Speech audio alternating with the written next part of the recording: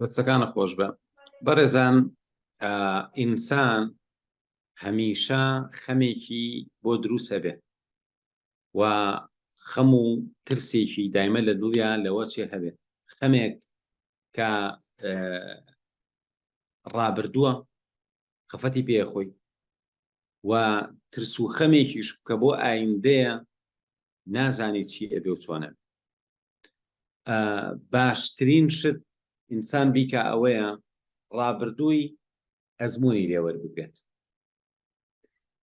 لە ئێستا بژی بۆ داهاتووشی پلانی هەبێت. واتە تۆ ڕابردووی خۆت بکە بە ئەزممون، ئیتر خۆش بووە ناخۆش بووە هەرچی هەیە، دانیشە پلانێکی ڕێکپێک دابنێ بۆ ئایندەت و تۆ نەفسیەن لە ئێستا بژی. لە ئێستا بژی زۆرێک لەوانەی کە سەرکەوتوو بوون ئەگەر بڕۆی تەماشای ژیانیانکەی بە کۆمەڵی قۆناغی زۆر ناخۆش و ناسۆر و شکستا تێپەڕێوە، کەواتە بوونی ڕابردوویەکی ناخۆش هیچ ناسەلمێنێ بەوەی کە ئێستا بفەوتێنی یان لە ئایندەیەکی باشت نەبێت. ئەمە بۆ خۆی مەوزوعێکە و ئەگەر بتەوێت نەکەویتە ژێر ئیحساس و کاریگەری لە کۆرسی NLP-کە باسم کردووە. ئێمە دوو جۆر خەیاڵمان هەیە. خەیاڵێکمان هەیە وەکوە خۆت لەوێ بی، یعنی یەکسەر ئاواهی شتەکانە بینی خۆت نابینیتەوە. خەیاڵێکیشمان هەیە وەکو ئەوە وایە لە دوورۆ کامێرەی چەندانە بێ و خۆش و لەناو تەلەڤیزۆنەکە ببینیتەوە. ئەگەر وا بچیت بۆ ڕابردوو کە خۆت یەکسەر شتەکان ئەبینیت، واتە تەسویرەکەت ئەوە بێ ئاواهی شتە بینیت خۆت لەوێی، ئەمە ئەکەویتە ژێر کاریگەری و خەفەت ئەخۆی بێتاقەت هەبی. بەڵام ئەگەر لە دوورەوە لە تەلەڤیزۆنێکی بچووکە بێنیتە پێشای خۆ ڕووداوێکی ڕابردوو بەریت و لە تەلەڤیزۆنەکە و سەیرێکی تۆ خۆشە ببینیت هەیە، ئەمەیان بارە دەرونیە زۆر خراپەکەت بۆ دروست نابێت. ئەمە و شتێکە بیزانێت. بەڵام باشترین شت هەر ئەوەیە ئەزممون لە ڕابردوو، پلان بۆ ئایندە.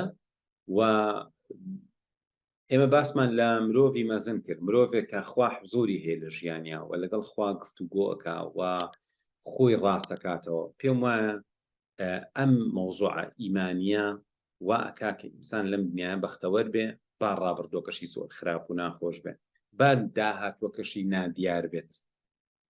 چونکە تۆ هەر دەقەیە پەیوەست بوویتەوە بەخواوە، ئیتر هەموو ژیان دەکەوێتەوە سەرسکە و دڵنیاش بە ئاسوودەیەکی زۆر قوڵ لەم پەیوەندیا هەیە. و بەڕاستی ئێمە زۆر جار کەسانێک لەم دنیا ئەکەینە هاوڕێی خۆمان، ئەگەر یەک ڕۆژ لێمان دوور بن بیریان ئەکەین، بێتاقەتیانە بین، حەزەکەین لە پاڵیان بین، لەگەڵیان بین، لەگەڵیان پیاسە بکەین، قسە بکەین. ئەمە شتێکی مەقبولە، خۆشە ئینسان کەسێکی هەبێ کە خۆشی بێ و لەگەڵ یابێ. بەڵام دۆستایەتی لەگەڵ خوا مەوزوعێکی زۆر زۆر گرنگە. دۆستایەتی لەگەڵ خوا باوەڕێکی تەواو بە تۆ ئەیە و تۆ ئاسوودە ئەبی لەم دنیاە. دۆستایەتی لەگەڵ خوا ئەوەیە کە جارجار بە تەنها کە ئەچی پیاسەیەک ئەکەیت و لەگەڵ خوا قسە ئەکەیت، یان مەسەڵەن بۆ نمونە سەیارە لێ ئەخۆیت و کەست لەگەڵان نییە، یان تەنانەت لە کافتریایەک دانیشتوویت و دڵت لای خوا. لەگەڵ خوا ژیان و دۆستایەتی لەگەڵ ئەو ئینسان لەم دنیاە ڕاست دەکاتەوە و ئەیکا بە مرۆڤێکی مەزن. و ئەو کاتەیە کە ئیتر خەم و خەفەتی ڕابردوو نەخەم و ترسی ئایندە ناتوانێت ئەم ئینسانە لەناو بەرێت. لە خراپترین کاتەکانیشە تۆ زانی کە هەموو شتێک بەدەست ئەوە و دەردەدڵی خۆت بۆ ئەوەکەی. یعقوب عليه السلام ئەفەرمێ ئینەما ئەشکو بەثی وحوزنی ئیلە الله. ئەڵێ من شکایەتی دڵی خۆم و بێتاقەتی و خەمەکانی خۆم بۆ خوا باسەکە.